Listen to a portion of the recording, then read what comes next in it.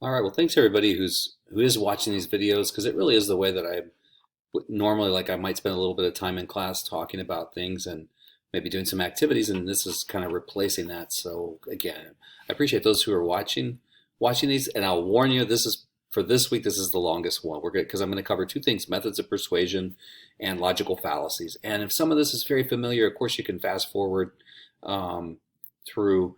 But again, I want to try to cover those key things. So I'm going to jump right in. That picture up there is one of my favorite painters, a guy named Charles Birchfield, and it's called February Thaw. So I thought it's kind of appropriate considering how much everything's melting, which is, in my mind, I'm glad to see it melting. All right, so let's get started here. Um, I mentioned this, I think, last week, but just very briefly, ways that are kind of tried and true methods of persuading. So if you're trying to persuade someone in an essay, you may use facts, examples. You can refer to an authority, predict the consequences of what is happening, or answer the opposition. There's probably a million ways to persuade someone. These are just five that if you're stuck and you're trying to get through an essay, these can help you. If you kind of have these sort of tools in your toolbox, so to speak. And we'll say more about what each one of these means as we go through the video here. So first of all, method one is using facts. So facts, again, are just simply statements of what is. You appeal to the reader's mind, not just the emotions. This is probably the most important thing, especially these days. I don't know why I say these days, except that I'm getting old. But source of your facts should be clear, because I do think there's a lot of misinformation in the world, and oftentimes if you could trace the source, you could sort of figure out if something is actually a fact or if it's not, if it's a fiction or even a lie. So let's say you want to prove that children's eyesight should be checked every year by a doctor. Just for whatever reason, you're writing a medical or nursing paper, and you want to argue this case that children need to have their eyes checked every year. And you give an example. Many people suffer serious visual impairment later in life because they received insufficient or inadequate eye care when they were children, according to an article in Better Vision. So notice at the bottom here, we can trace the source. So we're not just saying, yeah, I think people, their eyes can be bad later in life because they didn't get seen to when they were young. That might be true, but just saying that is not really what you want to do when you're writing an academic essay. And if possible, giving a source, it also doesn't 100% prove it, but it gives it more strength when you can say, oh, I read this in an article in a magazine called Better Vision, which I'm guessing is like an optometrist's or magazine for eye doctors. All right, so method one is facts. Anytime you can bring in facts, and again, if you can verify the source, that's really going to strengthen the argument or strengthen the thesis that you're trying to prove in the body of your essay.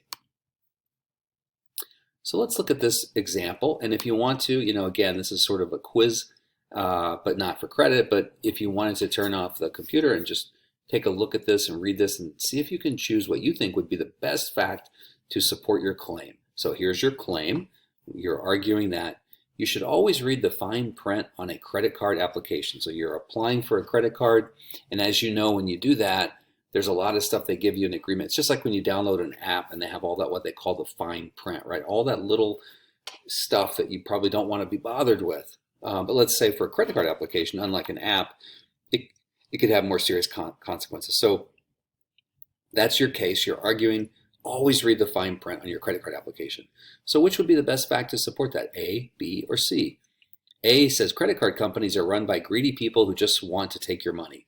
Well, we'll find out later. This is something that's kind of a logical fallacy. You're sort of attacking the person. It's not really a great logical argument. The annual percentage rate, APR, is normally included in the application's fine print.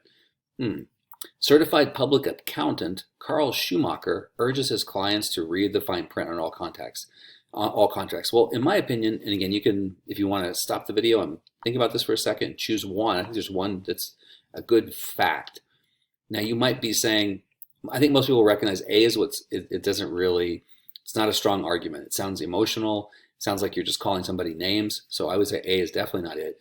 B is good because it is, I think we can prove that there is such a thing as an APR, and it's normally included. And that's what you're going to pay in interest. If the credit card, if you run a balance and you have to basically finance that balance from year to year, that APR is what you're going to pay in interest. So that's a good fact. C is also a great strategy, but it's the wrong one because it's not really a fact. This is something we call referring to an authority. Carl Schumacher apparently is an accountant, and so he's somebody who knows about finance, hopefully, and so he might be a good person to refer to, but it's not a fact. That's called referring to an authority. So best choice here is B. That's a good fact to support your claim that you should read that fine print on credit card applications if you were writing an essay or a paper or something arguing that. So method 2, remember we have 5. Method 2 is an authority is an expert, someone who can be relied on to give unbiased facts and information. That's a tough one sometimes to get unbiased information, meaning information that's sort of neutral. If you want to prove that asthma is a far more serious illness than most people realize, so maybe you're writing a paper, again, these are all medical topics, and you're trying to convince your audience asthma is a big deal, it's very serious, and maybe people don't, you're assuming people may not know that or may not agree with it. So here's an example.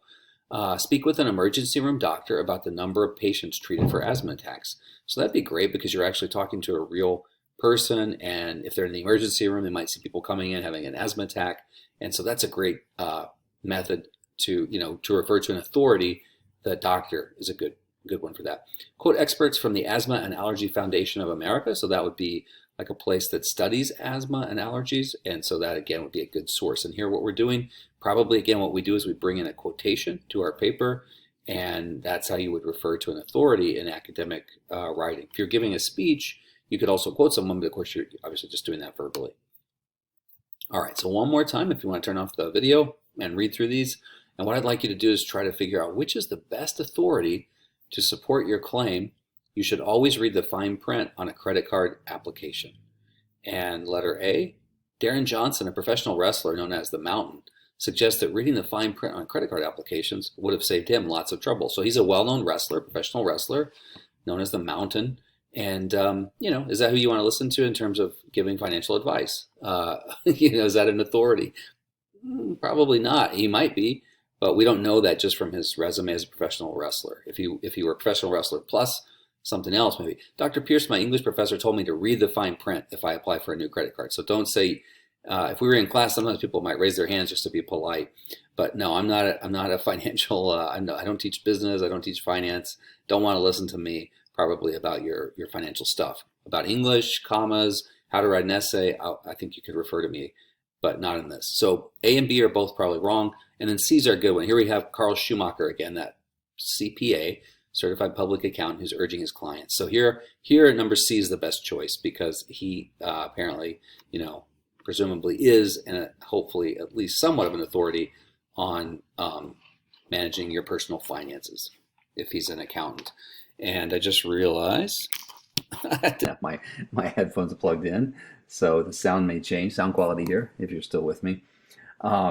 So letter C is the best choice on that one. Let's keep moving.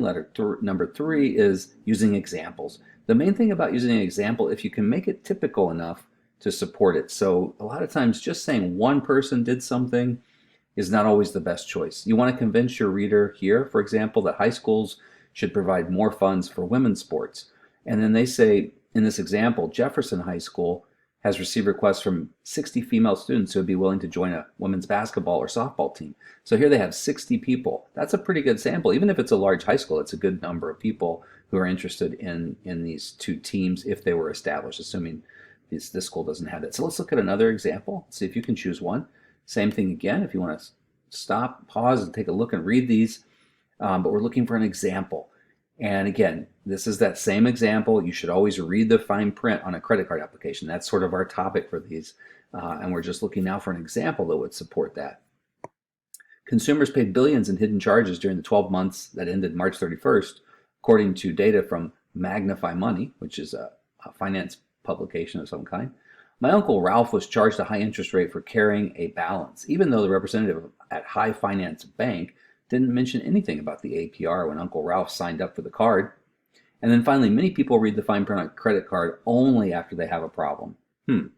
So which one of these is an example that supports your claim? And remember, the more general, probably the better, the more you can get. In other words, it applies to a large number of people.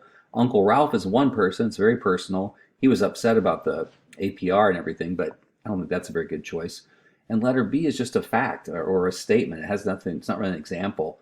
It's just A lot of people don't read the fine print and then they have a problem. So this one, consumers paid billions of charges. Billions, that's a lot of money, just during a 12-month period. So that's a very general statement, and it's a good example to back up the idea that you should always read the fine print on a credit card application. Number 4 out of 5, remember only one more if you're still with me, it helps the reader visualize what will occur if something does or does not happen. So you try to predict the consequences. And if you've been in my class before, you've heard me say that this is something that I think parents often use. They certainly did on me when I was a kid, and I probably did it with my kids as well when they were little. And you say, if you don't stop doing that right now, and then there's some kind of consequences. It's really the same thing in academic writing. It's a very good persuasive strategy. So we're trying to convince the reader that a college education should be free to all qualified students. So to do that, you might say, if, this is the important word when you're doing predicting the consequences, if, it should be part of your prediction usually. If bright but economically deprived students cannot attend college because they cannot afford it, our society will be robbed of their talent. So here we have something that's going to happen, and then a prediction about what that's going to cause if we don't change it. That's why that's so powerful, because people can imagine this really terrible result, or maybe in some cases a really positive result. But it's all hinging on this idea of there's a consequence if we don't do something or listen to the person writing the essay in this case. So here's another one. So here we have the examples. And again, if you want to pause and take a look and read these, but these are, again, trying to support this idea of credit card application, reading that fine print. Letter A says, if you're aware of all conditions you're agreeing to when you sign up for a new card, you will make a better decision that may save you a lot of money over time. So if you read the fine print, the consequences save money. If you don't read the fine print on all credit card applications, you are likely to lose everything and end up totally destitute. Destitute, it means in poverty, maybe homeless, without anything. That's a little bit overstated, I would say. So it's kind of an exaggeration. So many Americans have multiple credit cards these days. That's just stating probably a fact, right? Or a truism. So A is good, right? Because it's a reasonable statement. You could probably save money and headaches if you just read the fine print. Not that, threatening somebody that they'll lose everything and be totally destitute just not for reading. This is just not believable. It's an exaggeration and it's not persuasive. But I think letter A is really a good one and really persuasive because it's a reasonable prediction about the future if somebody just reads that fine print. Last one, answering the opposition. So one of the most powerful ways to persuade is to show your audience that you understand the issue you're writing about, right? And one of the most easy ways to destroy your ethos, which is your believability, is to show your audience that you don't know what you're talking about, which includes, both sides of the issue. So this one, it shows that you are aware of the opposition's argument. So you're the other side. There's always two sides to every argument, right? And that you're able to respond to it. If you want to convince your readers that you're candidate, so you're pushing for somebody to be elected to office, and you want to sort of, convince your readers that this is a great person, you might say something like, some have criticized him for running a low-key campaign. So here we have the opposition. Some people don't like this guy. They say he's too laid back, too much low-key, but he feels that the issues and his stand on them should speak for themselves. So you're kind of defending what the critics are saying. And this is what we mean by answering the opposition. You're aware that somebody's criticizing him, and you have a reason already ready to defend that person. So let's look at how that might look in our last one here. Which answer to the opposition best supports your claim? You should always read the fine print on credit card application. Okay. Some say reading the fine print on credit card applications isn't necessary. So there's your opposition, right? People are like, I don't want to take, that's a waste of my time. Those people are probably working for the credit card companies and spreading their lies. Okay, so then we just went into kind of attacking them. So I don't know if that works, but let's come back to it. Letter B, although some people say you don't need to read the fine print on credit card applications, taking a little time to understand what you're signing up for can potentially save you a lot of time and money later.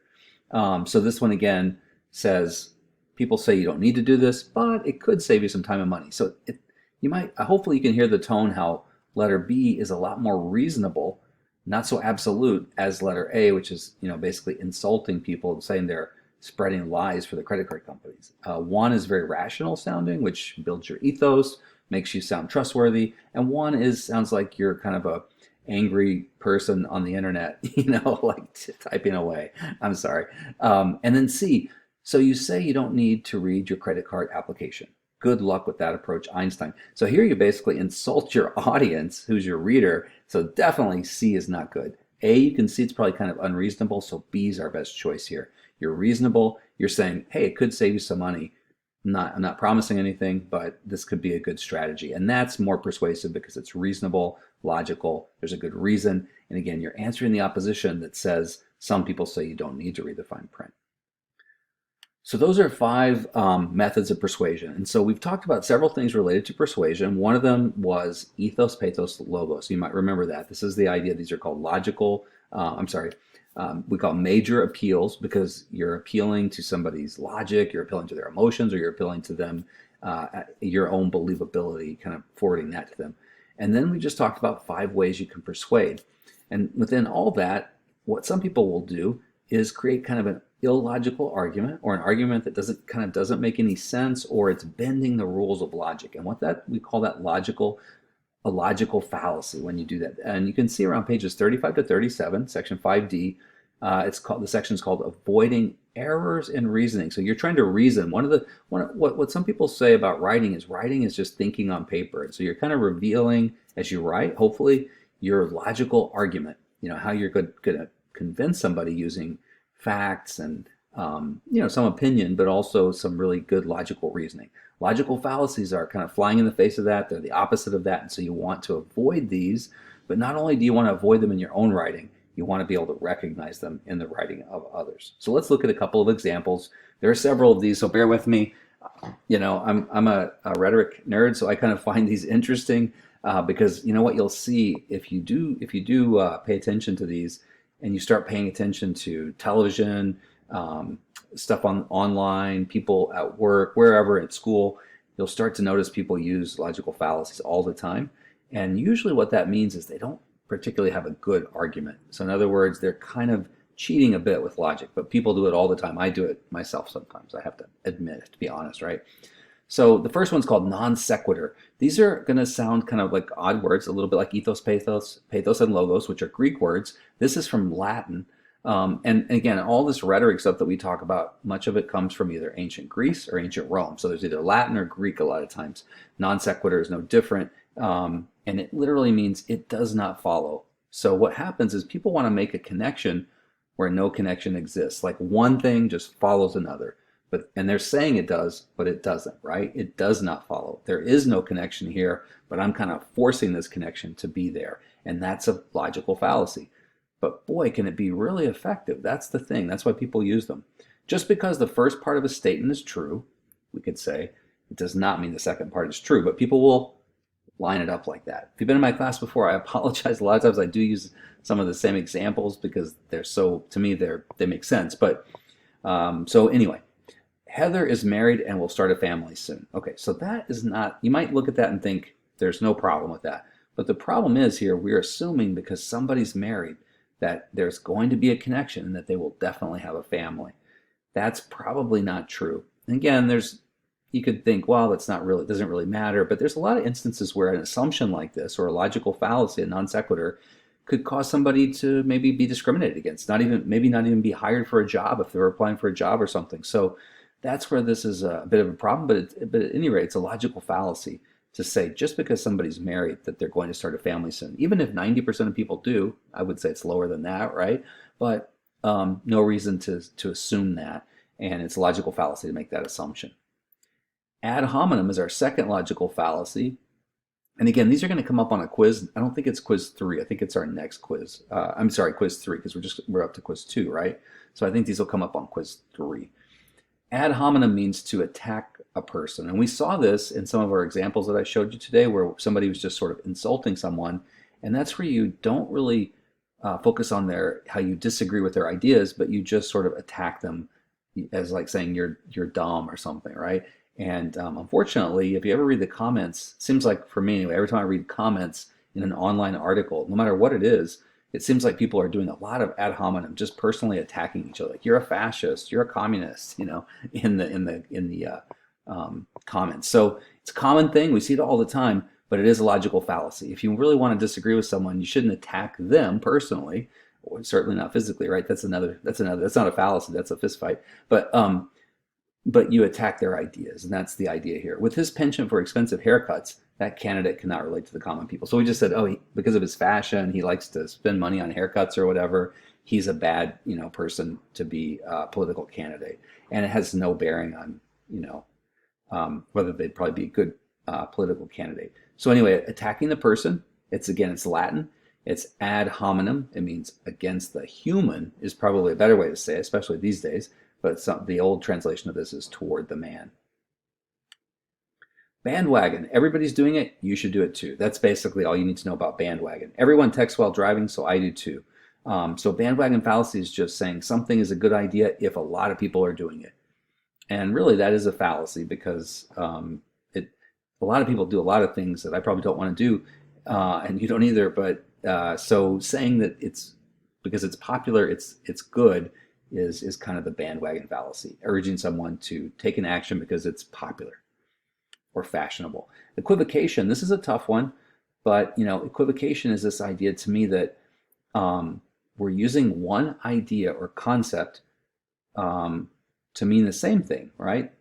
And it really doesn't mean what we're using it to mean. So let's look at this example. Today's students are illiterate. So if you look up the word illiterate in the dictionary, it's going to say probably something like a person who cannot read and write. So that is probably the real definition, but they're using illiterate to mean something else here. Today's students are illiterate. They do not know the characters in Shakespeare's plays. So that is not the definition of illiteracy, but equivocation is when you take something that, like a concept like illiteracy, and you say because someone doesn't know Shakespeare's plays, they're illiterate. So you put this different definition. But it's very sneaky because it can slip right by. Like you might say, oh yeah, that's true. People are illiterate. Nobody knows about Shakespeare these days. I mean, I'm an English major and I don't know a lot of the characters in Shakespeare's plays. So I'm telling on myself a little bit there, but I'm not a literature teacher. But anyway, doesn't make me illiterate, right? And those things are not, you can't equivocate. You can't make those things the same. They're not the same. Hasty generalization. Hasty is a very old-fashioned word. It means doing something too quickly. You're in a hurry. Why are you in such a hurry, right? And generalizing is a little bit like stereotyping, right? Where you sort of make everything the same. So this fallacy is a conclusion based on too little evidence. Sometimes we say it's jumping to conclusions, right? Ellen is a poor student because she failed her first history test. So failing one test it's too hasty, right? We're deciding about poor Ellen too quickly. We need to get more information before we can decide she's either a good or a bad student. We're basing it all on one single test, and she's been in school for 22 years. But this is a conclusion, again, based on too little evidence. So if you make a decision about something, again, it's a lot like what we call stereotyping or prejudice, where you look at someone, you form an opinion, and you think that's how they are just based on the physical appearance of someone. And that's a hasty generalization. And it's a fallacy, and I think it's at the base of a lot of racism and other kinds of sexism, discrimination, and things like that. So it's a dangerous one, but it's also very slippery and hard to notice. A red herring. This is a little bit confusing, but if you just think about this in parentheses here, ignoring the question. Somebody asks you a question, you talk about something else. So it dodges the issue by drawing attention to something that's irrelevant. Why worry about violence in schools when we ought to be worrying about international terrorism? So somebody asks, a politician this question about what about all the violence in schools, and they don't want to talk about it. So they just start talking about international terrorism. And you may think nobody would do that, but watch some press conferences of political things, and people do it all the time. Or watch like a big company, if you could look up videos of their public relations people. I mean, I don't know where you'd find those, but at any rate, it happens. It seems like it wouldn't, but some people are very good at this. They can make their living by just distracting people and ignoring the actual question and talking about something else. Slippery slope. This assumes that one thing will inevitably lead to another. If this starts, it's going to, really end badly. So here's an example. People will often say, if we have any laws that control the sale of handguns, only criminals will be able to get guns. So this isn't sort of an argument for not having any kind of legislation or laws that would restrict the sale of guns, because then it would, the slippery slope would say one thing happens, another thing happens, another thing, and there's no way to stop it. Once we make one law, we're going to have guns completely outlawed. So again, this is a common argument. You see it in the media and everything, and it's a slippery slope fallacy. Whether it's this, it could be on another topic. That was the one I just took right out of the textbook. All right, so let's see if we can do this again. If we'll do this on quiz number 3, where you'll have logical fallacies and you'll have to match them with a type. So if you can, take a moment, and if you could read through these, if you want to stop the video and just see if you can match these up. There should be one of each, and I'll let you, if you want to think about that, and pause it and come back. And if you did that, number 1, he's losing his hair and seems tired, so he must be terminally ill. Well, that's a hasty generalization. For sure, right? It could also be a non sequitur, because you might think it's not even related. But at the same time, people, sometimes when people have a certain kind of disease, they start losing their hair, they seem tired, right? So, but, we need a little more information. We need a little more information before we decide that this person is dying, right? So that's why I would say it's a hasty generalization. We're deciding too quickly. Remember, hasty means too quick. Many people who live in Seattle drink coffee. The city is near the ocean, and many rock musicians grew up there. I'm moving there to get my life back on track. So I might even say to get my professional life. I should have edited this, because these things are nice, but will it help me get my professional life back on track? Probably not, and that's why I would call this one a non sequitur. This it's near the ocean. Rock musicians grew up there. They have great coffee. But is that really related to me getting my life back on track? Unless I'm a barista or musician, I'm not sure. So I would say non sequitur. So number 2, I think, is a non sequitur. That which doesn't follow. You're making a conclusion, but the evidence you're using to make that conclusion doesn't seem really related. So again, these are logical fallacies, and the idea is to recognize these so you can sort of understand how somebody's trying to persuade you, but also to avoid them in your own writing. Number 3, though Exxon has been criticized by many citizen groups for damaging the environment. So there's this real problem, they're saying here, that they're damaging the environment. Yesterday, Eric Westmoreland, head of public relations, announced a new plan to create 5,000 new jobs. So here we have Eric Westmoreland makes this big announcement, but he was probably asked a question, do you have any response for the damage that Exxon's been doing? And this could be any big company. I just chose Exxon as an oil company. And he said, oh yeah, we're creating 5,000 new jobs this year. Well, that sounds good, but it's actually a red herring, because it's a distraction, right? The 5,000 new jobs may be great, but he was asked a question about the environment, and he starts to talk about creating jobs. So it's a way of just distracting and not answering the question. So again, we had number 1. I would say that's a hasty generalization. Number 2 is a non sequitur. And number 3 is a red herring. Now, again, sometimes these can be, I know if we were face to face, I might be seeing some thought on people's faces and stuff, because these can be, we could argue that maybe number 1 is also a non sequitur too. But again, these are the choices that I was trying to make when I was writing these fallacies. So again, number 1, I think, is a hasty generalization. Number 2 is a non sequitur, and the third one is a red herring. Let's do a couple more. It's obvious she's a communist and she believes healthcare is a right. Okay, so if you look up again in the dictionary, communist, that's what you would want to do, is figure out, what does that word actually mean? Is communism, the whole definition is just healthcare as a right? No, it's mostly about public ownership of property. If you look that up, you'd find a lot of things. So what we have here is an equivocation. We're saying anybody who believes healthcare is a right is a communist. Remember, that's kind of like saying people who don't know the characters in Shakespeare are illiterate, right? And it's equivocation, because we're making this word that's very specific and this concept the same, and they're not the same. So equivocation. Every real American supports the Citizens Prosperity Act, and you should urge your senator to vote yes for this bill. Everybody's doing it. You should, get on the bandwagon, right? So this is a bandwagon. The idea is that it's pushing you to do something only because it's popular or everybody's doing it right now. Okay, just a couple more. If America doesn't send weapons to the Syrian rebels, this was a long time ago, this example. It comes from during the Cold War. and that was when the Soviet Union still existed. Now they're just Russia, basically.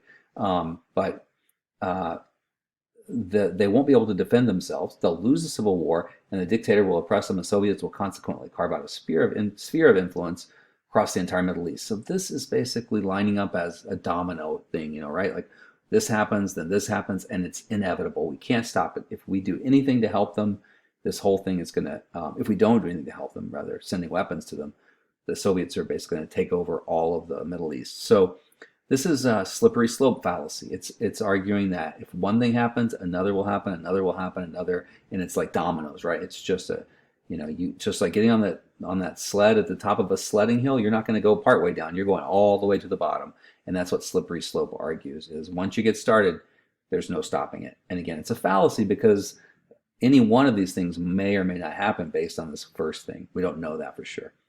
Greenpeace's strategies aren't effective because they are all dirty, lazy hippies. That's terrible. That's just mean, right? So when we see just meanness, it's probably ad hominem because we're attacking the Greenpeace, members, not attacking their ideas or their policies or anything. Just they're bad people, right? That's ad hominem. You're attacking the human, if you want to see it like ad hominem, attacking the human, attacking the person. All right, that is everything I wanted to cover today. I know that's a lot, and this is kind of a long video. So I will go back and I will stop and just remember that this stuff is not going to come up on this quiz yet, but it will probably be on quiz number 3. And I'm going to stop there because again, that was a lot to cover. And also, but do just remember that the all this stuff I was trying to find the page numbers for you. If you want to review this, especially the fallacies, you can find on pages 35 to 37 in the Heart Race book. So thank you for watching this rather long video today.